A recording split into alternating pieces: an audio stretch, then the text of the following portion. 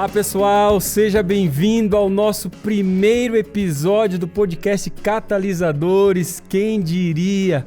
Olha, esse podcast é fruto do pedido de muita gente. Muita gente de que nessas nossas andanças aí, nesses nossos diálogos, diz, cara, você tem que colocar isso aí para outras pessoas ouvirem. E eu sempre muito relutante, sempre pensando, será que eu ponho, será que não? E muitas outras pessoas vieram falar, vamos lá, vamos conversar sobre esses assuntos, coloque isso aí, a galera tá ouvindo muita coisa aí, isso aí num podcast seria uma bênção.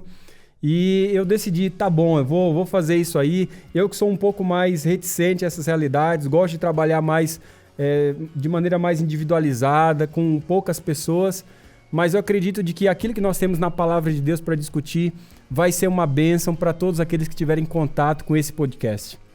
E você que está ouvindo a gente já está sendo abençoado. Eu tenho certeza de que a partir desse episódio você já vai ser muito abençoado.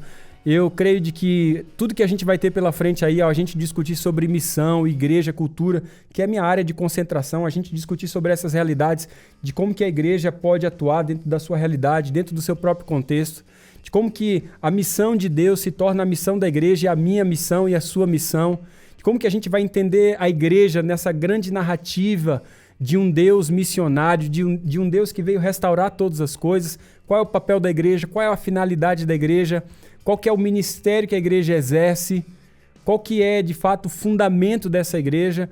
A gente vai poder descobrir essas e tantas outras coisas nesses episódios. E eu gostaria já de começar esse nosso primeiro encontro do podcast Catalisadores, dizendo para você que nós vamos ter muitos amigos aqui com a gente. Nessa primeira série eu vou estar desbravando com vocês, trazendo à tona essa igreja na narrativa missional, na narrativa bíblica. E a gente vai perceber como esse Deus, na narrativa bíblica, é um Deus missionário. E esse Deus missionário traz à tona essa igreja. E eu quero discutir isso com vocês em vários e vários episódios, numa série que a gente vai seguir a partir de agora. E eu vou trazer colegas aí em outros momentos, outras séries para a gente discutir. E eu tenho certeza que vai ser uma benção. Muito obrigado mesmo por você dar essa chance da gente poder colocar esse conteúdo para você ter à sua disposição e depois compartilhar com as pessoas que você gosta. E se isso fizer sentido para você, e vai fazer, eu tenho certeza, compartilha com outros amigos, segue a gente aí. Eu tenho certeza de que isso vai ser uma bênção para todos aqueles que tiverem contato com esse conteúdo. Hoje, especificamente, eu quero abrir essa série falando sobre a igreja na narrativa bíblica. Eu quero abrir essa série falando desse Deus missionário. Eu quero abrir essa série falando sobre o legado que a gente recebeu de Deus. Porque Deus, ele nos criou para a sua glória. Lembra que lá na criação, ele criou tudo perfeito, tudo estava em harmonia, pessoal. Nossa vida social estava em harmonia, mental, espiritual, físico, ambiental, estava tudo em harmonia. E Deus criou tudo isso em harmonia para a glória, para a sua glória. É interessante que quando você vê lá Moisés dizendo o seguinte, olha, Senhor, eu quero ver a tua glória. E a Bíblia diz que Moisés recebe de Deus quando Deus passa a bondade sobre Moisés. Sabe qual é a manifestação da glória de Deus na nossa comunidade, na nossa vizinhança? Quando a gente age por bondade, quando a gente age com solidariedade, com justiça, com amor, com bondade. Quando a gente age com bondade para aqueles que estão ao nosso redor, a gente manifesta a glória de Deus. E Deus foi bondoso ao nos criar, e Ele nos criou com essa vida harmoniosa em todos os aspectos. Só que a Bíblia diz que o pecado entrou no mundo. E quando o pecado entrou, o pecado destruiu todas essas relações que Deus havia criado de maneira perfeita, harmoniosa. Socialmente agora foi destruída essa relação. O ser humano agora, Adão e Eva já estavam brigando entre eles, colocando a culpa um no outro. Socialmente já começou a ter conflito. Mentalmente eles se sentiram culpados. Espiritualmente agora eles fugiram de Deus. Fisicamente agora eles iriam morrer. E ambientalmente, se você for pensar, a natureza iria sofrer as consequências do pecado. Aliás, é exatamente isso que diz lá em Isaías 59:2, quando diz, olha, as suas maldades separam vocês do seu Deus e os seus pecados esconderam vocês do rosto dele. Não é isso que diz lá em Isaías? Aquele outro texto lá de João 8,36, olha, portanto, se o Filho não te libertar, vocês jamais serão livres. Porque o ser humano também está em cativeiro, o ser humano também sofre fisicamente, mentalmente, socialmente, espiritualmente as consequências do pecado. E a Bíblia diz que a natureza geme até agora com dores de parto, porque também a natureza sofre e precisa ser libertada da escravidão, da decadência em que se encontra para a gloriosa liberdade dos filhos de Deus. Está lá em Romanos capítulo 8. Veja, o ser humano sofre, a natureza sofre por causa do cativeiro do pecado. Mas a boa nova, gente, sabe qual é? A boa nova, diz a palavra de Deus, é que Jesus veio.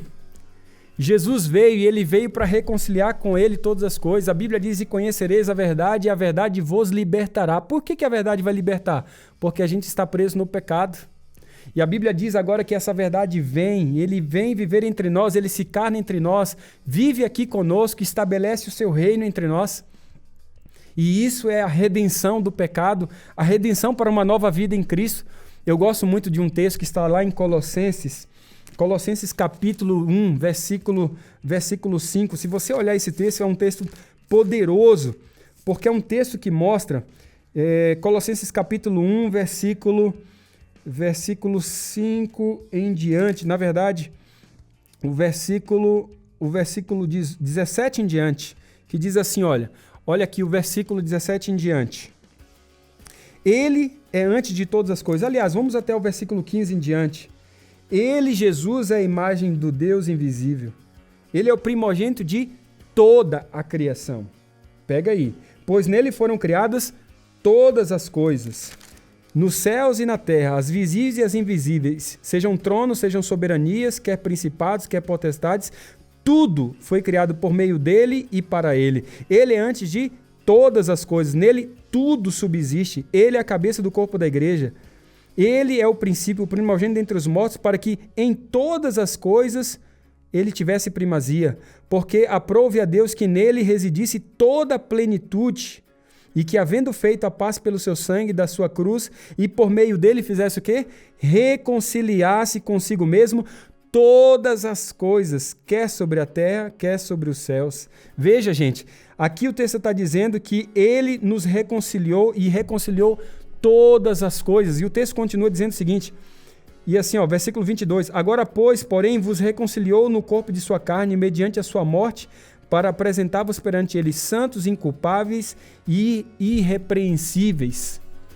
Sabe o que Cristo está dizendo aqui para nós? Que ele, Jesus Cristo, veio para reconciliar todas as coisas. Que todas as coisas? Reconciliar a nossa vida social, ambiental, espiritual, física, mental. Quando Jesus Cristo vem reconciliar o seu povo, ele não vem reconciliar somente espiritual. Embora a gente tenha visto que a igreja tem falado só de reconciliação espiritual, a gente fica trabalhando daquele lado dicotômico, vida espiritual e a vida secular. Jesus Cristo não faz essa diferenciação, porque ele veio reconciliar todas as nossas relações, as relações uns com os outros, a relação conosco mesmo, a relação com Deus, a relação com o nosso corpo, a relação com o meio ambiente e todas as coisas criadas. Você percebe ali que uma palavra sempre aparece nesse texto? Todas. Quando Jesus Cristo vem fazer um trabalho, gente, na nossa vida, ele vem fazer um trabalho completo em toda a nossa vida, para o ser humano todo. O evangelho é para a reconciliação do ser humano todo. E é muito bonito que esse evangelho todo, para o ser humano todo, a todos os seres humanos, chega até nós como uma mensagem da igreja. Essa mensagem que em Jesus Cristo nós temos a reconciliação de todas as coisas, e assim agora, como o Pai envia Jesus Cristo, nós somos também enviados. Não é isso que diz lá em João 20, 21, a grande comissão de João? Assim como o Pai me enviou, eu também vos envio. É muito bonito isso, porque você vai encontrar lá em 2 Coríntios capítulo 5, versículo 17 a 21, exatamente essa realidade. Porque lá diz assim, em 2 Coríntios capítulo 5, versículo 17 a 21, é um texto que eu gosto muito, diz assim, e assim, se alguém está em Cristo, é uma nova criação. Por que uma nova criação? Porque agora ele é novo socialmente. Eu pergunto, alguém que é uma nova criação em Cristo, socialmente é diferente? Suas amizades é diferente ou não é? Seus relacionamentos são diferentes porque Cristo é o centro da sua vida ou não é? Claro que sim. Mentalmente você é diferente porque você está em Cristo? Com certeza. Se você está em Cristo, o lidar com os problemas mentais, todas as neuroses, psicoses que existem, certamente é muito mais fácil. Não estou falando de que você não vai enfrentar. Eu estou falando que com Cristo se torna mais fácil. Porque Cristo na sua vida dá sentido, dá propósito. E essa reconciliação também se dá no aspecto físico. Quando a gente está em Cristo, a gente é uma nova criação também, porque a gente cuida do nosso corpo, porque a gente compreende que o nosso corpo é o templo do Espírito Santo. A gente também cuida do meio ambiente, porque a gente reconhece que o meio ambiente foi dado por Deus para nós, para a gente cuidar e zelar. Crente não maltrata cachorro. Crente separa o lixo. Crente não joga lixo no chão. Crente cuida da natureza. E essa reconciliação também no aspecto espiritual, da nossa relação com Deus, que abrange todas essas demais relações, porque é um ser humano todo, de um evangelho todo. Se há alguém que está em Cristo, é uma nova criação. As coisas antigas passaram e eis que surgiram novas. E o texto diz o seguinte: tudo isso provém de quem? Tudo isso provém de Deus, que nos reconciliou por meio de Cristo. E Ele agora nos deu o ministério da reconciliação. Veja, Jesus Cristo pega isso que Ele trouxe para nós, agora está dizendo o seguinte: olha, assim como eu reconciliei vocês, agora eu estou dando esse ministério para você reconciliar outros. Para que você reconcilie socialmente a outros, para que você reconcilie mentalmente a outros, para que você reconcilie espiritualmente a outros, para que você reconcilie fisicamente a outros, para que você reconcilie ambientalmente a outros, para que você reconcilie a criação como um todo. Deus nos deu o ministério da reconciliação. E olha o que diz aqui o versículo 19: a saber que Deus estava em Cristo reconciliando consigo o mundo, não imputando aos homens as suas transgressões. E Ele nos confiou a palavra da reconciliação. Veja, primeiro Ele nos confia o ministério da reconciliação, de ser bênção ao mundo, de servir ao mundo, de agir com atos de misericórdia, de justiça, de amor. E agora Ele diz o seguinte: olha, quando você estiver agindo com atos de misericórdia, sabe o que vai acontecer? Você vai levantar tantas perguntas nas pessoas que você vai ter a oportunidade de poder responder a elas através da esperança que há em você.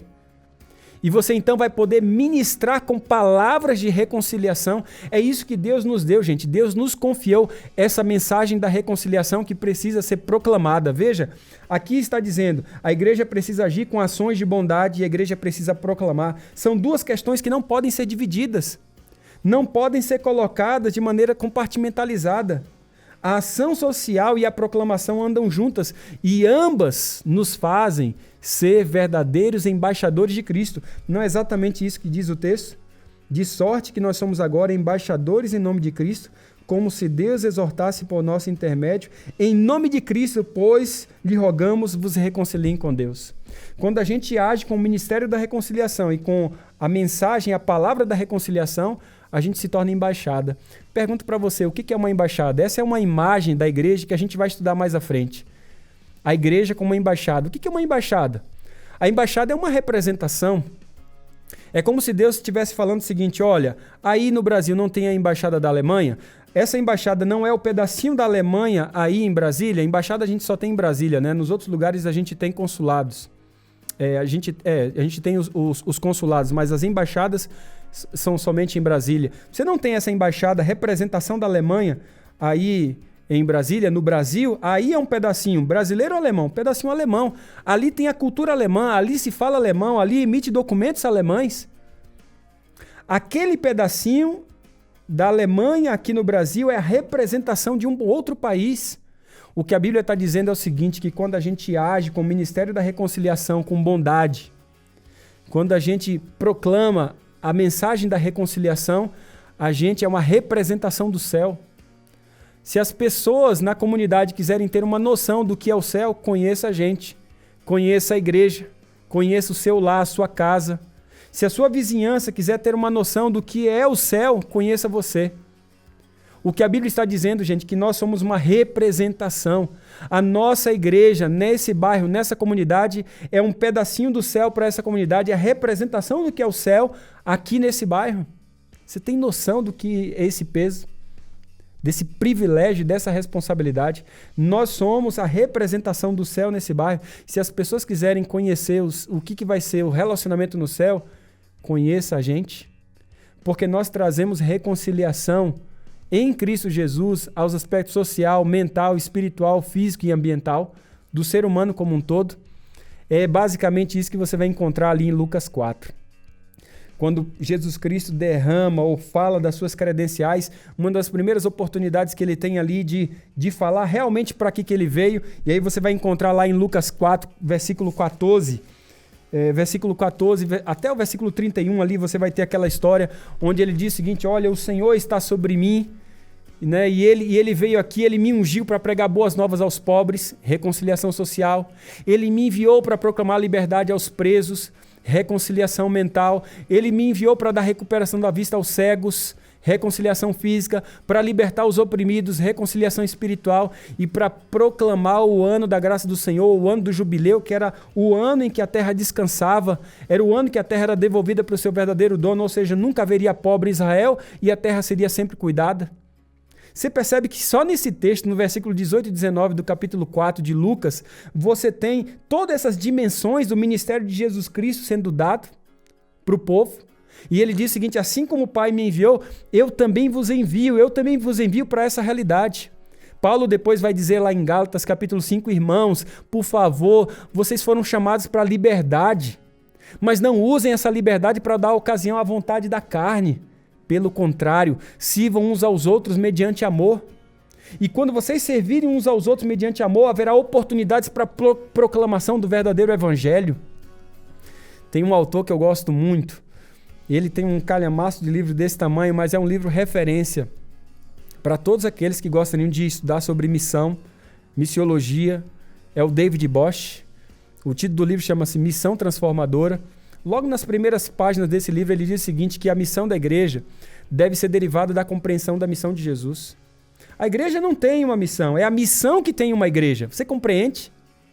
É a igreja agora que é refém dessa missão de Deus. E à medida que a igreja se pauta pela compreensão da missão de Jesus, ela encontra o seu verdadeiro papel, o seu verdadeiro chamado. Sabe por que a gente tem visto um monte de igreja minotauro aí, igreja com cabeça de animal e corpo de gente? Porque elas se esqueceram da compreensão da missão de Jesus. Vamos fazer o que Jesus fazia. Vamos vivenciar a missão de Jesus. E ele diz, olha, eu vim aqui para que vocês entendam de que eu vim proclamar, pregar as boas novas aos pobres. Eu vim proclamar liberdade aos presos, recuperar a vista aos cegos. Eu vim libertar os oprimidos e proclamar o ano aceitável do Senhor, o ano do jubileu, o ano da graça de Deus.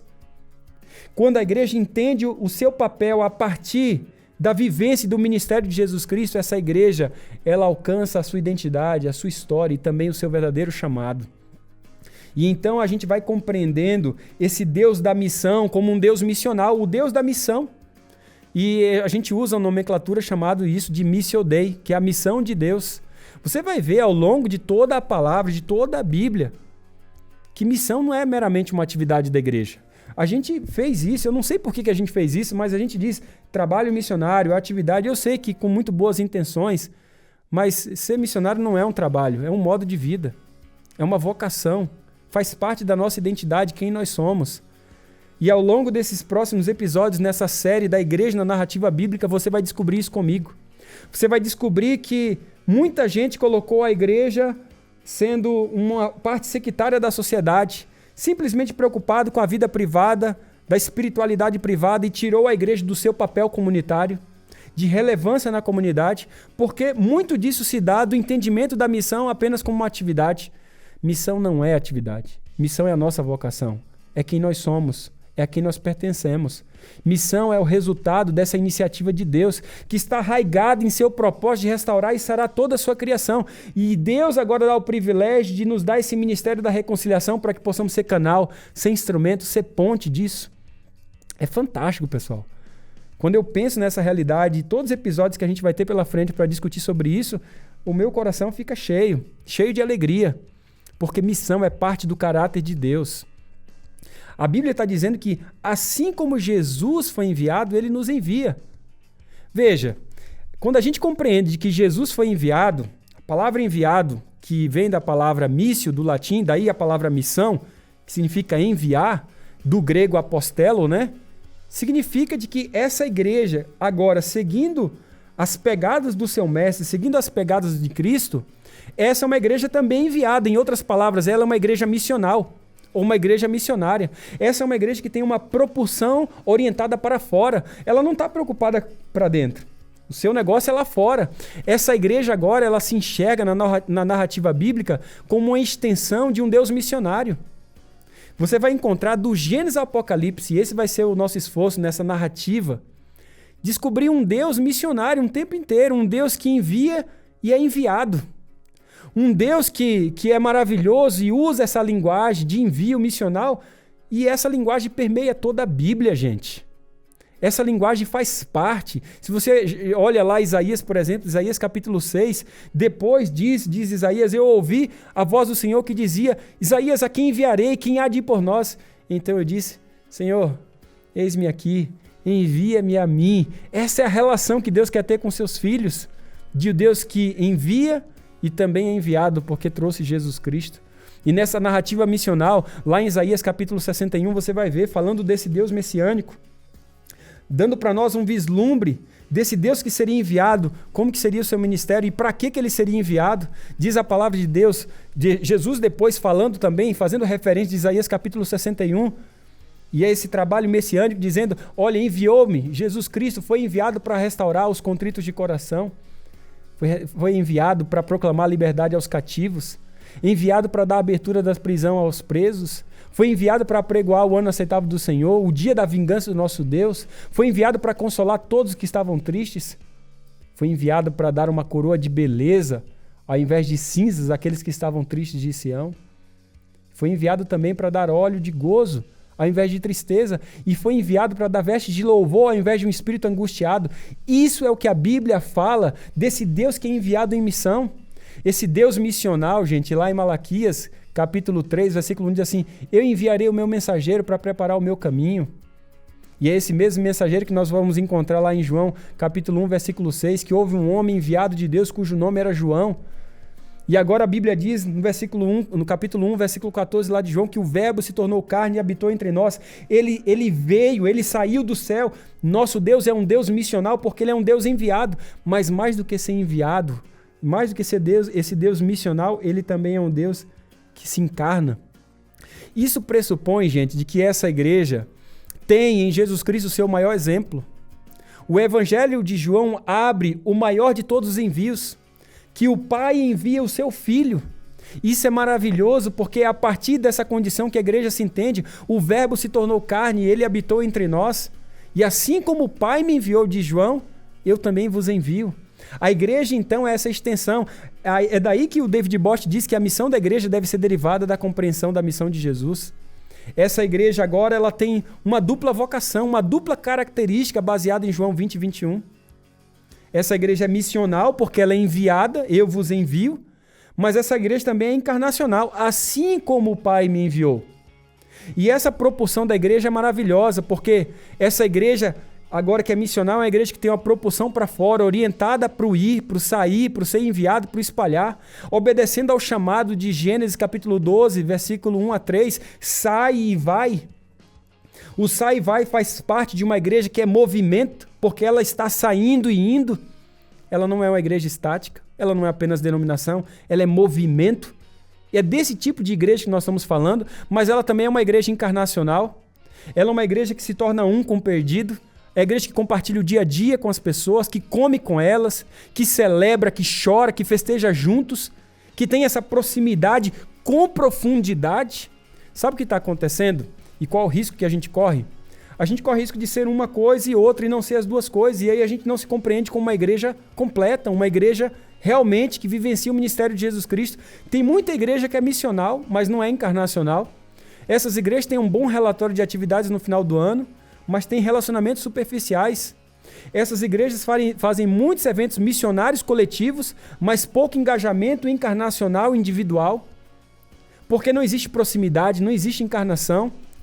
A igreja missional encarnacional, diferente disso, vai ter histórias para contar de pessoas com quem eles estão compartilhando a vida deles diariamente, independentemente desses novos discípulos participarem dos cultos ainda ou não. E aí o mais interessante é que a gente vai entendendo de que o mais importante não é as pessoas na comunidade conhecerem o nome e a placa da nossa igreja, mas as pessoas da igreja conhecerem o nome das pessoas da comunidade. É isso que faz a igreja ser missional e encarnacional. E isso tem muito a ver com essa realidade de que a igreja missional e encarnacional vai ser extremamente atrativa para pessoas não religiosas e extremamente ofensiva e perigosa para pessoas religiosas. Você entende o que eu quero dizer aqui? Pessoas que não entenderam o verdadeiro significado da religião, pessoas que entendem religião apenas como formalismos, mas não entenderam que a verdadeira essência da religião é o amor. Sabe, eu termino dizendo o seguinte, que ser missional tem pouco a ver com cultos modernos, luzes, músicas de qualidade e prédios, mas tem tudo a ver, gente, com um cristianismo verdadeiramente autêntico, autêntico de verdadeiros imitadores de Cristo, imitadores que estão fazendo de tudo para serem acusados de glutões, beberrões e amigos de pecadores. Além de serem enviados, essas pessoas encarnam e habitam, convivendo com pessoas no mundo e se relacionando de uma maneira profunda, íntima e significativa. Sabe o que eu estou querendo dizer para você? De que esse primeiro episódio é episódio de abertura para um tanto de coisa maravilhosa que Deus tem para nos dar, através da narrativa bíblica, onde a gente vai entender o que é ser igreja. Como que a gente pode vivenciar uma igreja que é missional e encarnacional? Uma igreja que se entende como refém da missão de Deus, como uma extensão, como uma verdadeira embaixada. Esse foi só o nosso primeiro episódio. Nós estamos começando agora a série A Igreja Missional na Narrativa Bíblica. E eu espero você no próximo encontro. Um grande abraço e até lá.